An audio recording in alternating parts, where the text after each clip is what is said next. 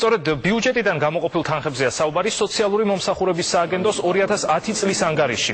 სააგენტომ საზოგადოებას ინფორმაცია მიაწოდა იმის შესახებ, თუ რა მიზნებს მოხმარდა ბიუჯეტიდან მიღებული თანხები. გასულ წელს სოციალური მომსახურების სააგენტოს ბიუჯეტი 60 მილიონი ლარით იყო გაზრდილი. თანხები ძირითადად სოციალურ და სამედიცინო პროგრამებზე დაიხარჯა.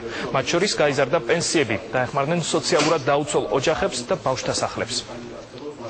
საქართველოს ყოველწლიურად ზრდის თავის ხარჯს, რომლის მიზანია პენსიების გაზდა დაზღვეული მოქალაქეების ჯანდაცვაზე გამოყოფილი თითეული ლარი, სოციალური ბიუჯეტი, რომელსაც განკარგავს ჯანდაცვის სამინისტრო, უნდა იყოს გასაგები და გამჭვირვალე საქართველოს თითეული მოქალაქისათვის. მოცემულია დეტალური ანგარიში ყველა ამ მიმართულებით საბიუჯეტო სახსრების ხარჯვის, ასევე არის გარკვეული ანალიზი წინა წლების დინამიკასთან შედარებით, რაც საშუალებას მიცემს ნებისმიერ დაინტერესებულ პირს, როგორც მოქალაქეს, ასევე სახელმწიფო თუ არასამთავრობო სტრუქტურას, კონდეს ხელმისაწვდომობა ამ ინფორმაციაზე.